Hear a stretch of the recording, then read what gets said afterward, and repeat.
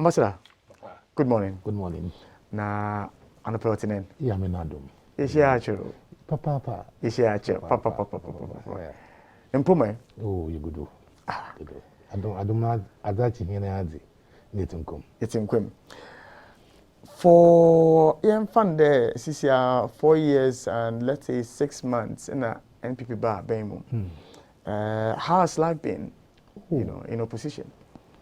Well, for Obiti and me, many people, we don't plan our life according to politics. I'm a professional in my own right. Okay. And I have something that I have to do. Okay. Besides that, for the past 4 years and so on, I have dedicated myself there.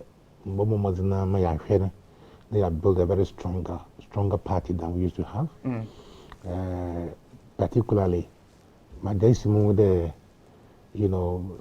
professional class in the NDC have not been properly organized, and therefore I took it upon myself there.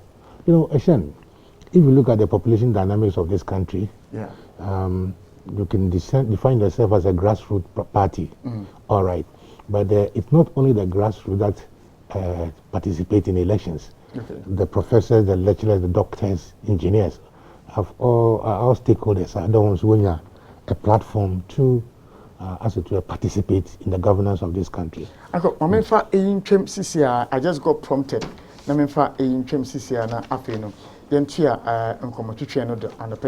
Now, it's information for you.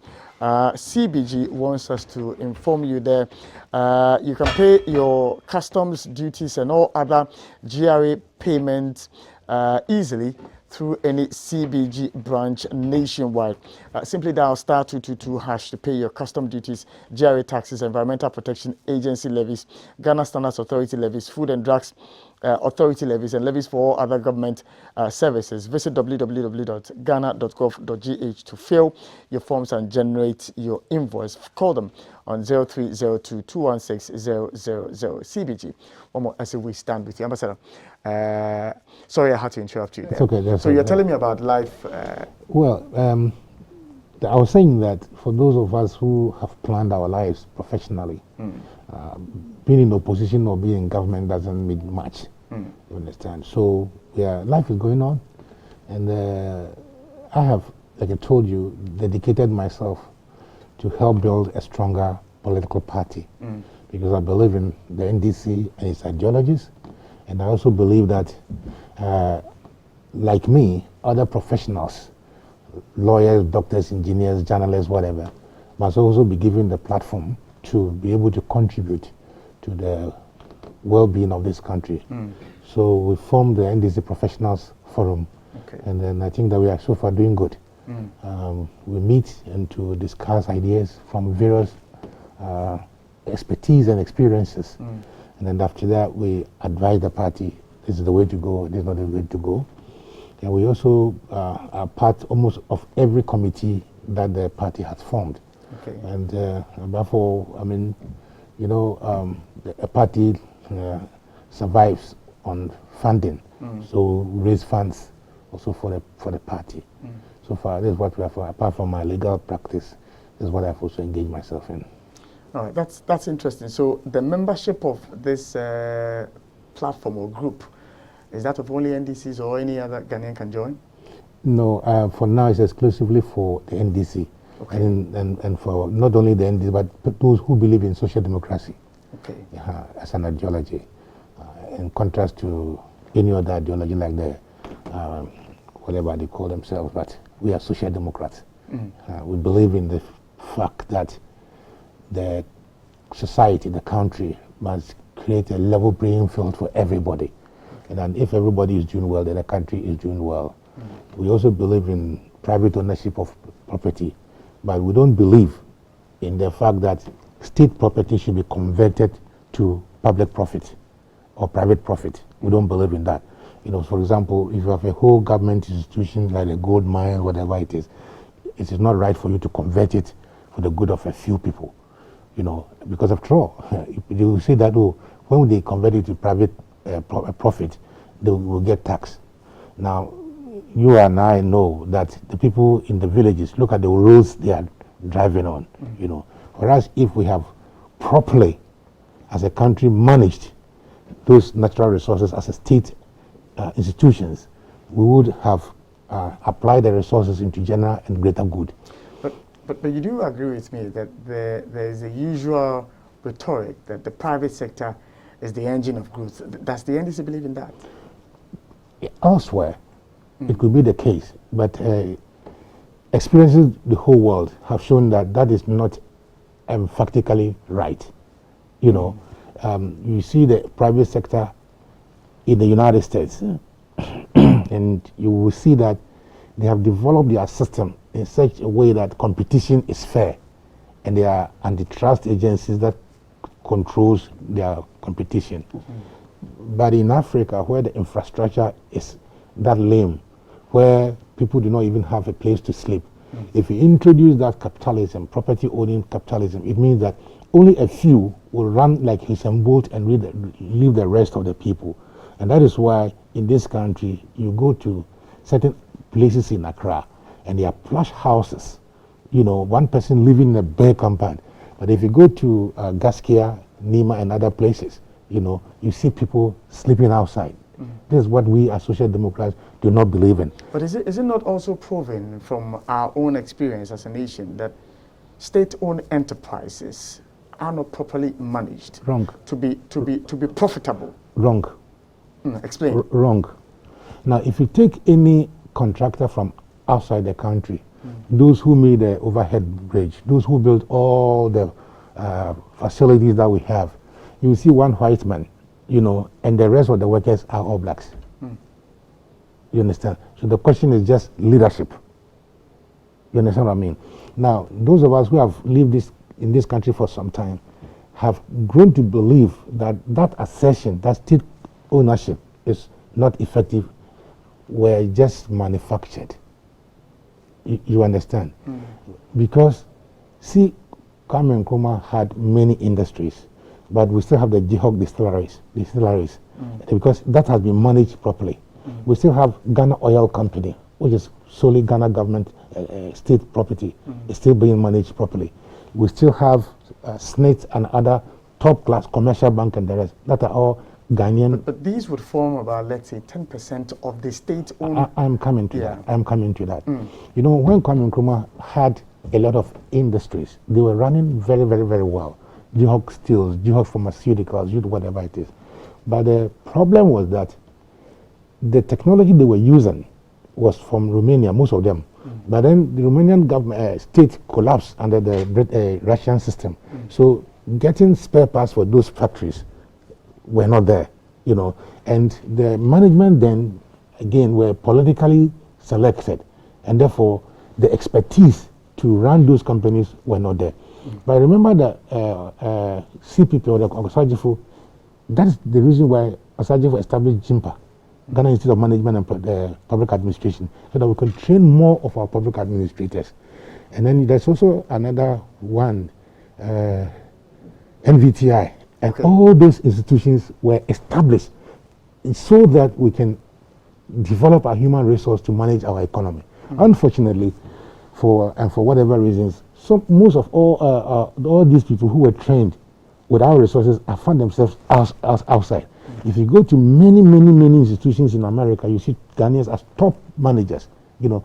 So I don't believe entirely and totally in the concept that the private sector is the engine of growth when we have not developed the private sector in the first place. I also do not believe that the state cannot manage enterprises, you know. Now, those who do not even believe in this, go to China for loans, not so. And then when they go for the loans, they add China state construction. They come and work for you. So if it is the... But is China purely a socialist country? China is even more than a socialist country. It's a communist country. Really? Yeah. But in this... You have a lot of private sector development projects. Yes, that's what private sector businesses that are doing excellently well, brands that are doing excellently well. Yeah, that is why I'm saying that it is not good to be bogged down in ideologies as to be a capitalist or socialist. You know, the world is evolving human needs also change, so the human systems also change.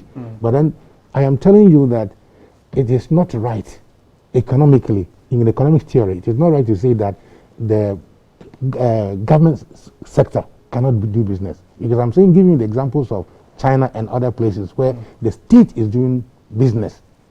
You know, what they do is not to compete or cloud out the private sector. They live in complementary relationship, you know. So the state, that's how I believe, the state can do business. You understand what I'm saying? Again, there are certain strategic assets which you do not pass to any private hands. So, for example, if you look at your water system, these days, people are targeting water, electricity, and other social infrastructure as a warfare. You understand what I'm saying? Recently in America, people attacked their fuel system. And you know the crisis it created. So ideally, I will not prescribe that Ghana water, electricity, whatever, should be in private hands, because they will be subject to serious manipulations, apart from the tariffs that will be improperly regulated. But such things must be under the strict control of the state. Why is it that those who propound the theory of private sector do not privatize the Minister of Finance? But that's an administrative wing of government. No. The Minister of Finance is the top executive wing of the government. Yes. But I'm saying that there are certain institutions that you privatize at your own peril. Indeed. You can bring in private sector expertise, you know, and then look at all those in government now. Most of them were this property owning, but most of them have found themselves in government, you know. So what we need to do as a country is not to follow blind economic ideologies, but to say that we want to be pragmatic. As a country, we want to be pragmatic, where the state can do better and the private sector can also live in comfort. You know, unfortunately, we seem to be clocked into, the private sector is engine of growth. But where's our private sector? In Ghana, where's our private sector?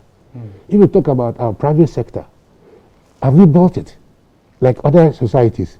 If you talk about private sector in Ghana, you are talking about Abusokai, Swami Magazine, importers and exporters. And a greater twist in the value of the cedi or the dollar affects these people. You know, so even growth is a problem. So our private sector, as in some small compartments, that's not the private sector that can drive the engine of growth in Ghana. Now, let me go back to the point you made about the Professionals Forum. Yeah. I would like to have an understanding of their perception on the first term of the Akufo-Addo administration. You say you have lawyers in there, you say you have economists in there, you say you have teachers in there, lecturers in there. What do they tell you about how the Akufo-Addo government has managed this country? Well, you know that I'm a politician, but you know that I don't do politics in terms of national issues. Now, our candid appraisal of the government in its first 4 years is that they could have done much better. In what sense? They could have done much better in the various facets of, issues they raised. So, for example, you want to improve our education system.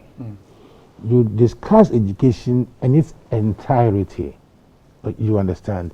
Because you know that, yes, you and I from the village, school fees was once upon a time a critical aspect of that. So the government says, I will pay the fees of the children. Very good. But in doing that, in promising that, you have to look at what resource base we have. Because if the whole education system have been changed on the premise and hope that we will continuously have oil revenue, that it could be dangerous. Because evidence coming out shows that oil revenue is not sustainable. In the world now, countries are consciously moving from fossil fuel into from hydrocarbons into other sources of energy. So if your whole life is planned on energy, fossil fuel, you may collapse like Venezuela. Okay. So for a sustainable program like the education system in your country, you look for a more sustainable program of financing. That's one of the areas that we have researched and found that to be a bit problematic. Currently, the news which we have investigated and found out to be true, that the schools are not even having food to eat. Now, why would I send my child to school? I know I can pay my child's school fees. I have a duty to my child to feed him well, and then he's growing now. And then that's the stage, 14, 15, at the time that they need a lot of food. But then they go to school, they go to bed, and have stomach, and that's not the best. So the funding of the free SHS is, to me, to us, our group, as a little bit of a problem. Now, if you have a national problem, you discuss it nationally. You don't politicize it. You understand? Because there are so many Ghanaians who would otherwise have looked favorably on the free SH program if it was not that politicized, so that we can prefer ideas and so that even contribute. In nowadays, we have the Old Boys Association, PTAs and others, where when we go, we can say, no, our school needs another dormitory for the girls or another dormitory for the boys. So on our own, we can contribute. You understand? But this right of the PTAs have been taken off. And so you see, it's like a situation of having been beaten and taught not to cry. You understand? So the removal of the influence of parents in the training of the children is a bit of a problem. Now, you all also, one of the issues that we have researched into is the quality content of the programs they are running. You see that as of now, there are no textbooks for the changes that we have made in our educational system. And as an antidote, they decided to buy past questions. Now, you and I know that the past questions were used at the tail end of our studies, because we need to study and understand the subject before you can, sometimes, look, even if they give you the questions, you will fail, because you don't understand the basic modalities of the understanding of the issues. True. So that is a problem we have also identified. Now, never mind that we are saying that we have an AAA from our students. The critical point is that school is education system is not an event. It's a process. Process. After the child has left school, he has to work with the experiences he had acquired, just like you did at GIG, and you are now a top class journalist. If you were given at your training these past questions, how could you be a proficient in what you are doing? So education is not a process. It's not an event. It's a process. That's another thing that we have had as a challenge with that. Now, there are some... But can't someone make the point that there is no foolproof system in the world, and that no matter how planned and how efficiently a project is implemented, there would obviously be challenges within the system, and so these challenges are in there. And I'll make the point that, for instance, the NDC government was implementing the progressively free SHS program. On the agenda was the effort to build 200 community-day senior high schools. Now, commendable as that was, by the time the NDC was leaving power, it had not been able to complete these 200 community-day senior high schools. And so, to buttress the point that no matter how good the intent may be, no matter how well the process is implemented, challenges do abound. One of the reasons I remember we were told for the inability of some of these schools to be completed was the challenge with even the acquisition of land from the local authorities or the chiefs in some of the regions. It was a problem. And so regardless of the willingness of the government to implement this was a challenge. And so these schools could not be completed. So can't we also say same for the implementation of the free SHS program? That is where I have my problem. That's where we have made the problem. You see, you don't solve one problem by creating another problem. Okay. You understand what I'm saying? Now, the NDC had a paradigm of building community schools so that people can be close to where they go to school. You understand?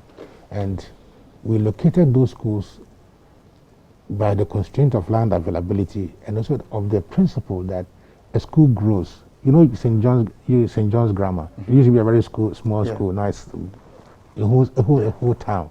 In Fan's Primrose own school was a very small place on the Kabuche Hills. Now it's a big school. School grows like a human. It's a dynamic issue. Easy. My main set you record now. Kabuche from America. I mean, me Kabuche boy. Augustus.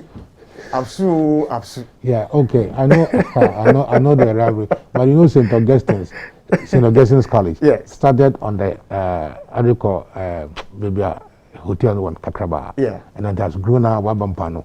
You understand? Yeah. And then I'm happy you have corrected me that you know a school. What the point I was trying to emphasize, the school grows. Yes. Now St. Augustine's have grown is now bounding the hospital. Indeed. You see, Yeah. and if you get more land, you will even expand more. Exactly. You know, as the school gets more programs, they expand. You know, so that was the reason why we located those schools there. Now, I said I was a bit disappointed in the way we have dealt with the infrastructure aspect of the school system. Now, if we started with, we say we are building 200 and we have even built 4, the rest are in certain stages of completion. What you do as a priority before you start anything else is to complete those schools so that people can go and occupy them. You know, I heard the government say that, oh, even the one that they have built, we're going to build hostels around it. And that was, to me, very plausible, very good. But the hostels have not been built. And 5 years down the line, you know, to see a child, you know, the way they feed them, I mean, sitting on the floor and eating. These are all challenges that we do not have to answer. These are educational challenges, and we don't have to give them political answers. You understand what I'm saying? Because if the more you play politics with education, the more you destroy the future of your country. Because in the end, you are going to have a student that graduates and they are not even baked to say they are half baked. No, it's a question of let me study the past question, pass, and then at the end of it. Now, let me shift to a very thorny one, which the NDC suffered whilst it was in power, which has to do with the fight against corruption. Your party was tagged as being corrupt. 4 years on, do you see the Akufo-Addo government fighting corruption ruthlessly, as they said they would when they were in opposition? I remember our encounter on Alaji with the gold. I made a point that corruption can be by perception and by fabrication. You remember that point? I remember that point you made. You know, so because I don't like Mr. Ishan, I want to come and take his position. So, and I have the facilities and opportunities. All I say repeatedly is Mr. Ishan, excuse me, Mr. Ishan is a thief, Mr. Ishan is this, Mr. Ishan is that. Now, if you look at the evidence to support this claim, you will find that there's no evidence whatsoever. However, you may pick a few instances of persons who have been employed or engaged in the government to have misconducted themselves, and therefore the NDC is corrupt. Now, you remember we discussed this, and at that time there were corruption cases made against John Mahama because a deputy minister had said that for her ambition was that until he makes $1 million, he will not misbehave in politics. And that was said that the lady was going to steal 1 million. You remember those instances? And what happened to the lady? He resigned. Okay? You remember we discussed Suba? Remember Suba? Yeah. And myself and my friend Kosi Prat would analyze the situation and say, what is the Suba? What is he supposed to do? They were supposed simply to be stationed in between NCA and the telco. Yeah. To be able to monitor the cost for purposes of taxes. At that time, they had made about 11 million cedis for the country. I don't remember the figure. But we said, no, Suba. We made a lot of political drama out of that. Now, way forward, look at what Suba did. And then the Kelvin GVG. Yeah. And you see what the comparison should be, you know. Then the other thing was about SADA, you know, SADA. Yeah. The story was that Mahama had bought some guinea fowls and the guinea fowls had fled the country. Now, records show, have come out to say that the Savannah Agriculture Development Agency never bought a single guinea fowl. They had never bought a guinea fowl so as to even get them to fly. When the journalists went there, they said this could be a project for guinea fowls. So the journalists asked, so all these years, you say you are going to rear guinea fowl, and still you have not had one. So the story was that the guinea fowls have run. Recently, the president has launched animal rearing program. Project. It's the same project. So even the debate about corruption, I think we have gathered enough as professionals. We have done enough research into that. Now, the contemporary allegations against NDC in terms of corruption is that there was some staff of SNET who bought some machines and they did not follow the procedures. Yeah. Okay, so they are being tried in court. Now, fast forward. How many people have not violated the procurement laws? As in case of the Movimpina oil deal, as in case of the, even the director for public procurement himself, siphoning government contract to himself. There are several instances of persons violating the procurement law. There are many cases of people even not going to parliament for approval, and which was the reason why some people went to jail. So we are prepared for the debate, the corruption debate. Now, but do you see them that they have fought corruption? Would you say the Akufo-Addo government? No, first let me deal with what they say. Was. Yeah, what they said and what they are doing. Okay. You understand fine. what I'm saying? That's fine. Now, there is the issue that has been raised about the Airbus. Are you following me? Yes. And that some $5 million have been paid to the brother of John Mahama. Okay, so that makes John Mahama corrupt. Now, this whole Airbus scandal, whatever it is, was not tried in our jurisdiction. You understand? The people, Airbus as a corporate body, had their own arrangement with a third-party agent. And what has that got to do with Mahama? But yet, I'm saying that they push this on the head of Mahama. Come to Ghana. We have government agencies saying that the PDS transaction was fraught with fraud, to the extent that the government itself had to cancel the contract. Fraud. Still nobody has been tried. That PDS episode did not only end up with the fraudulent allegations, but the fact that, you see, you have paid some money to PDS, those who operated the PDS, who did not bring a dime to the table, but you have paid some money to them, and those monies have not been recovered. You understand? So, who has indeed caused financial loss to the state? Currently there's a case against Honorable your uncle Collins Dowda for causing financial loss or something on the Staglami house. Staglami, yeah. Yes. Now, I was watching your brother, Captain Smart, on his expose on the buildings, the facilities and the faculties that have been left to rot in the bush, same as the army buildings, 38 military hospital. Yeah. If a country borrows money to build those things, now, and you are the managing director, or I'm the managing, and I've misconducted myself, do you punish the whole organization, or you just take me and deal with me, and then the project should go on? So to date, if you go to your area here, the Nima police station, you go to Accra Police Center, and you go to the military barracks, to date, people are still living in 1918 buildings. The buildings that were built for the First World War. They are living in those round houses. Meanwhile, we have those houses there with all the aspects of it completed. But we say because somebody was corrupt. Is that how to fight corruption?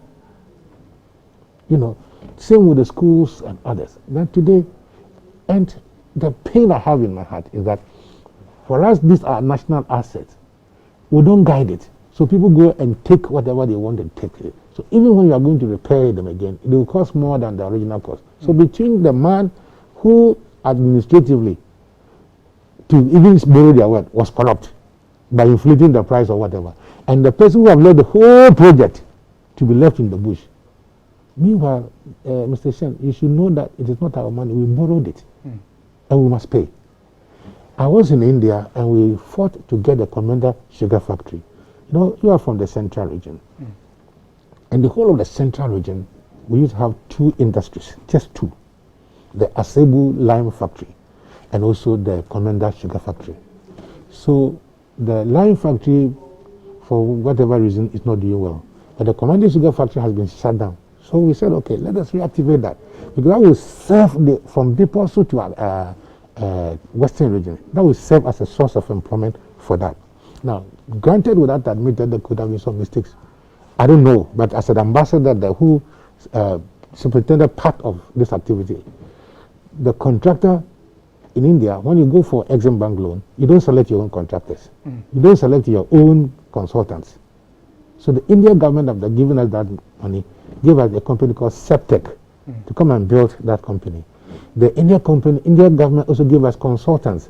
And these consultants were the Indian Sugar Manufacturers Association. They were the consultants to the project. So it was a 10-key project, do it and pay.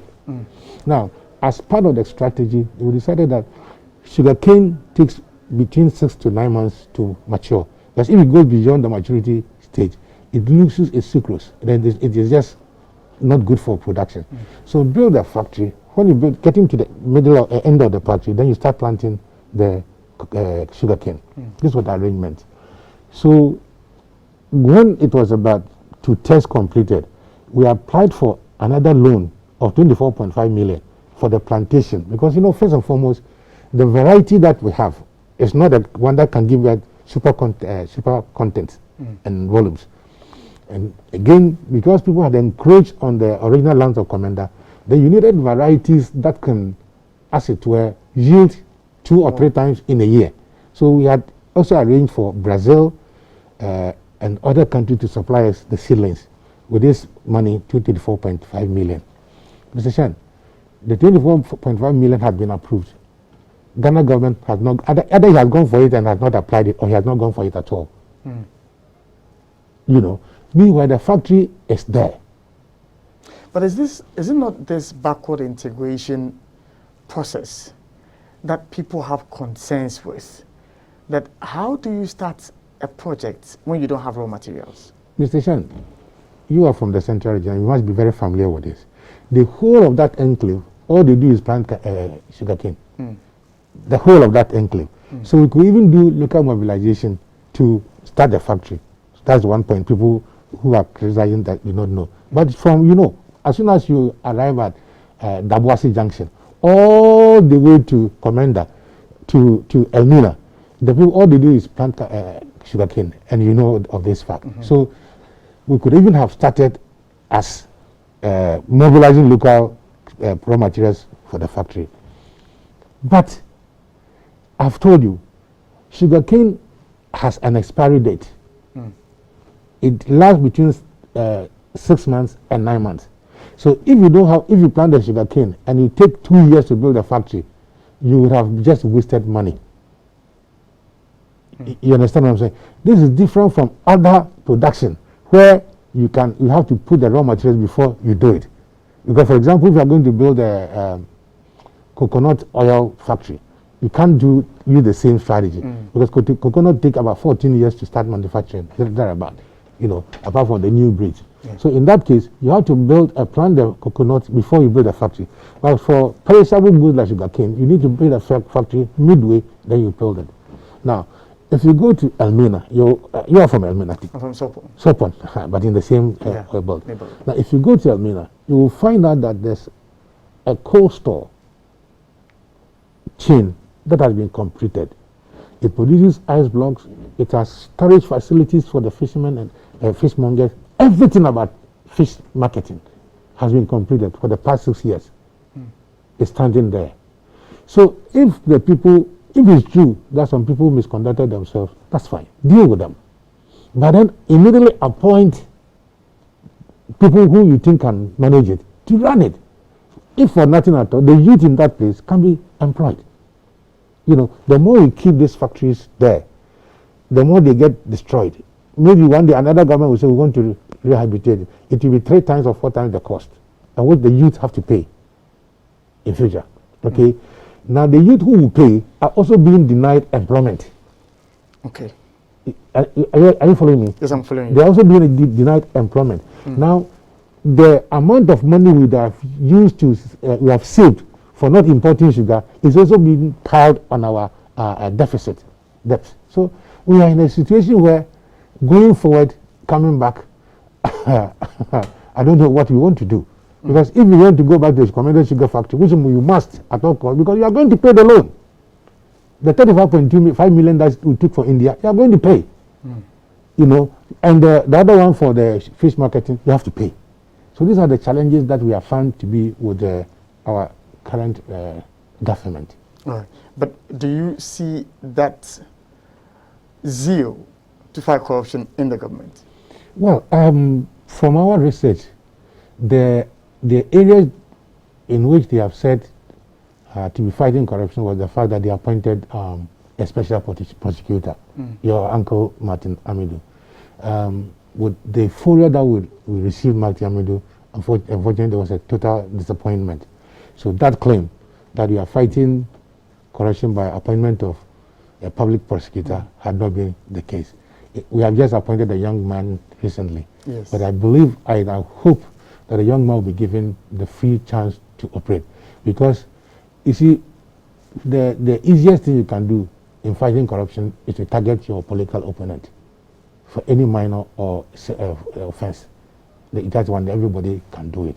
But the real try of your inclination to fight corruption is what you do with your own people when they are corrupt. You know, fighting corruption does not mean clearing everybody. I mean, we saw this sordid case of the education health minister. All of us, about 35 million of us, have our health in the hands of a minister who says that I did not think well. I am tired. You know, and then, oh, we couldn't get access to the Russian government, when indeed we have not even made contact with the Russian government. You know, and they were not even informed that we got batched up with the PDS scandal because of the same sheikhs and whatever. Then we went in there with eyes widely open, paid money, and told the people of Ghana that we have not paid money. In the end, when Parliament reviewed it, he said that you have paid money. This is gross dishonesty. You know. Let me read a text message that a texter just sent me. Sami, I see you trying very hard to get Ambassador to say whether Akufo-Addo is fighting corruption or not, but he seems to be skirting the issue. Ask him to rate Akufo-Addo's willingness to fight corruption in the country. How would you rate Akufo-Addo's willingness or commitment to fight? I'm a lawyer. Yes. I don't make conclusions. I use evidence. And I'm saying that the president said they were going to fight corruption. But I'm giving you instances where they have failed to fight corruption. Okay. You understand? So, for example, I give you the Muvimpina and the PDA, public procurement, and I can cite many examples as to what will support my claim that they have not been able to fight corruption. I'm not skirting around it at all. Now, let's come to a matter in the public domain now that it's being discussed and for which the Professional Forum contributed to that document, which has to do with the NDC's reforms or reform proposals that you sent to the Electoral Commission. Now, there was brouhaha about the EC's unwillingness to receive that document from you and all. Now, what's the relationship between the NDC and then the Electoral Commission, if you know? Yeah, let me correct an impression. The NDC formed a committee under Nana Tudaze and then Professor Kwame Nahoe to deal with this matter. But the NDC Professional Forum was one of the stakeholders that consulted. Yeah. Okay. So I am fully vexed in the issues that they raised. Okay. But to address the issue of the relationship between the NDC and the Electoral Commission, I don't think is the best. You know, and does not cater well for this country. You know, as the body responsible for our elections, they should be accommodative, transparent, and above board. And they should have the capacity to see that if one of the parties does not agree with them, they must have the capacity to say that, no, what do you do in this instance? Boycotting each other is not the solution. You understand? Because the NDC, take it or leave it, whether you like it or not, it's a major stakeholder in the politics of this country. They have won about 3 elections since the Fourth Republic. So the EC cannot simply say that we are ignoring them. If you do, we will not conduct your elections, and that you are the EC say what, then this is a threat to democracy. As a referee, you don't talk like that, you know. However, I know that the party is still working on that relationship. Recently, like you said, we have submitted about 34-point electoral reform that proposal to them, and they are very germane. One, you see the Chief Justice, he's the head of the judiciary, and the Constitution calls for its independence. But the Chief Justice is not just alone to do whatever he wants. You know, there's the Judicial Council that's set to see what he's doing, regulate and do that. So there's the Judicial Council. Now, the topmost position in this country is the president. You understand? But even the president has Council of State. You know, so the fact of your independence does not make you independent and autonomous. No. Everybody who is employed in this country has a responsibility to read the Constitution and understand that he serves the people of Ghana. So when a session of about 7 million people, NDC had about 7 million voters this time, 7 million people saying that no, what you are doing is not right. You have to take time and look at that. Now, what we are simply saying is that the president can have his right to appoint, nominate somebody for EC, Council of State approved.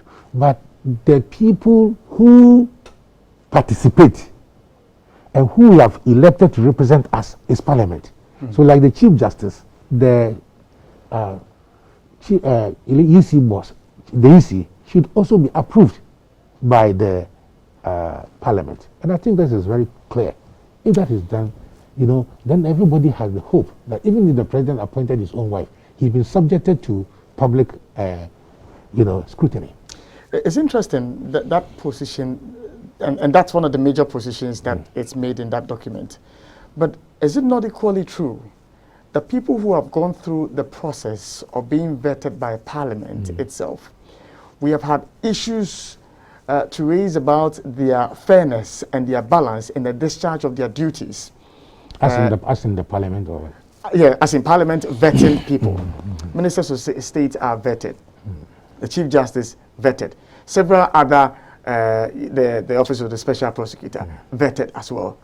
But yet, they don't lose that sense of the possibility of influence from the executive. They don't lose it, do they? Yeah, that is not the fault of the arrangement available. It's the fault of our not being able to monitor them. So in the US, if you are independent, the Chief Justice, whatever, you can be subpoenaed before the parliamentary committee. As you work, you can be subpoenaed there. You know, so for example, if we have vetted you as a electoral commissioner, but your conduct does not depict transparency, you could be heard before the Parliament to explain some of the actions you have taken. You remember, even the police commissioner, US, recently, have been heard before on the case of the Floyd issue. Are we saying that the EC chairperson cannot be heard before Parliament if there are any actions? Yeah, but the EC chairman was heard before the Supreme Court, but the Supreme Court denied her the right to defend, to even give evidence. Okay, for that I am not a lawyer, and so I may not be able to speak to it, but the Supreme Court justices gave reason why they allowed for the exclusion of the EC chairperson from mounting the witness box, as when their lawyer said that from all the evidence adduced, they didn't see the need for this EC chairperson to mount the box. And so that is a decision that was taken by the Supreme Court, the justices of the Supreme Court in their wisdom. That in itself is an instance. That in itself does not destroy the good reason that a person appointed by the state as the electoral commissioner should have the broad-based support of the people through our members of Parliament. That does not defeat that fact. I remember Monday I was having a conversation with some editors. On Mondays we have editors joining us in the studio, and some of them are senior editors, and we talked to them. One of them made the point about the Constitutional Review Committee, where this suggestion is captured in there. Yeah, sure. And asks the question, but it was during the NDC's tenure that this suggestion was made, this recommendation was made. Why didn't the NDC then implement it? Yeah, I have read the white paper on the Constitutional Review Commission, and this was at the tail end of Professor Mills's government. So came the second NDC. we had started the process of seeing its easy implementation, because some of them require a lot of changes, dramatic changes, and requires both partisan, non-partisan consideration, you know. But the fact that it was not implemented, cannot fully tell you the reason. But the fact that it was not implemented does not remove the validity of the recommendations made. You understand what I'm saying? If you buy a shoe and the shoe fitted you fine, but you didn't put it down, you didn't wear it, but then after 2-3 years, you won't go away. It should not fit for purpose. But if those recommendations are fit for purpose, then we have every reason to go for them and implement them. You know, remember the GSS, FSH, Professor Fiajo and the rest had done some work long time ago. But when a government saw it, they said, oh, this good, let's go for it. So the fact that the NDC did not implement that does not remove the validity of the changes that it requires. How did you feel when you heard His Excellency the President said he could not work with the recommendations of the Constitutional Review Commission? You see, there are certain statements that have been made in this era that are very disturbing. For example, there was the issue of long-term planning. You know, a country that does not have a long-term plan is not a country that is serious. You know, so we established the National Development Planning Commission. Okay. They came up with a 40-year plan. But unfortunately, somebody as experienced as my own friend, the senior minister, said, no, it's not impossible to implement it. It's not possible to implement it. And so we shelved it. Yeah. You know, I'm saying that the president must take a look at the reviews that were made and see which parties are not agree. But you cannot say entirely, I cannot work with it. You cannot say that. You know, so this is one of the disturbing issues that have been.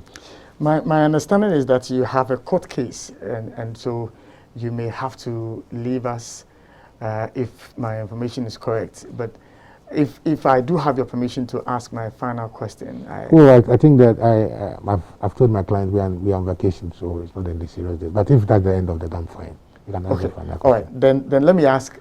So we can continue the conversation then. All right, so then let's look at some of the other recommendations. The institutionalization of IPAC. Yeah. Does it not, would it not infringe necessarily on the independence and autonomy of the Electoral Commission if we are asking for IPAC to be a legal body that would have a say in the works of the Electoral Commission? Who does the Electoral Commission work for? The people of Ghana. And through who? The political parties. You understand? Your being advised statutorily does not mean that you are taking away your independence. You understand? When the law that we are requiring is going to be established, there will be large stakeholder consultation. So the terms of engagement would be part of the law. What IPAC can do and what IPAC cannot do. You understand? But it shall not lie in the bosom of the Electoral Commission. So at one point, I want to use IPAC. At another point, I don't want to use IPAC. You know, the IPAC issue became critical when we were going for the elections. The EC said he's not bound by any IPAC decision. So what is the efficacy of the resolutions that they have passed recently, that they are going to close by 3 o'clock and say it was IPAC decision? So she now closed herself with the protective clause of the IPAC. So it should not be like that. We have the political parties law, which prescribes what a political party is and what are its requirements. Now, the EC currently has revived, or about 35 political parties have been revived, and they have been all attending IPAC. Who is regulating whether those parties qualify to be political parties?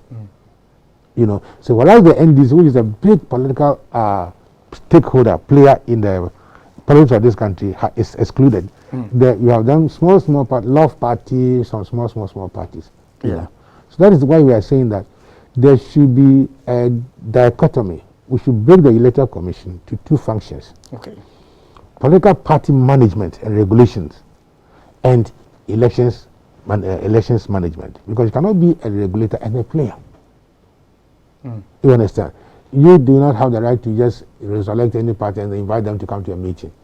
All right? So they're going to be an IPAC decision. So that these petty, small parties will then outvote the bigger parties. It is not done anywhere. Because where you have not put your money, you don't talk. You know, these political parties, they have not even contest any elections, whatever. I've not seen them go to National Congress, elect anybody. If somebody's father died and he became the chairman, and that's the end of it, it goes on. So we are calling for even the dichotomy split, like all other countries, the regulator of political parties, where political parties act properly as political parties. You know, now we have turned our electoral system only to elections, but so much goes with elections, party education, you know, monitoring and all those things. So that is one of the issues to raise. We also raise the issue of militarization of our politics. You know, the army is trained to defend the territorial integrity of Ghana, and for them, every action is defensible by shooting. That's their training, basic training. We have, on the other hand, we have the police that is trained for public services, and that's why we call them Ghana Police Service. So I don't see why the Ghana Police Service is buying those hoodies, armor cars, and I don't see how, because who are you intimidating? Who are you fighting? You are supposed to protect us. You are not supposed to fight us. You see what I mean? The moment the situation becomes those government and the people, it means that the government set up a system to fight its own people, and this has turned into disaster in many countries. So I still believe that the police service should be equipped to protect the citizens and not to fight the citizens. So, for example, you don't go and when students are protesting over the examination, you don't go with tear gas and those hot water cannons. No, that's a wrong application of the equipment. You know, you use those water cannons in violent demonstrations against the state. You know, so the police service should serve the state instead of fighting the state. All right. Ambassador, Mimbisa, just my last question, and that has to do with your take on Agenda 111. We are told that some $100 million is been allocated for the project. We are told that the project will cost $17 million as well. Concerns are being raised about the feasibility of the implementation of the project. What's your take on that? Well, any attempt to improve the health infrastructure is a good attempt. And the wish alone is not important. Okay. The wish to do that alone is not enough. Say, call it enough. Okay. Now, the president said that he was going to develop 88 hospitals, and the implementation was now 111. Yes. Mr. Shen, what has happened to the La Polyclinic that was demolished? Is it part of that project? What has happened to the 38 military hospital? Is it part of it? Now, if you say you have allocated, it's different to say I've allocated 100 million and the fact that you have 100 million. I can tell you that Ghana, very soon, we cannot borrow money from any source because our ratio of borrowing is becoming too big. As we talk now, our wage bill and interest payment is over 78% of our total revenue, so that the rest is what is given to people. And that's why we are having difficulties in even funding the district assemblies. You know, it's a good thing, but the president should show commitment and fidelity to developing them instead of just cutting short. Now, if you cut a short, let's say at my place, Shama, that you're going to build a hospital, a year after, you don't go and cut another short. What we want to see is physical, development coming up.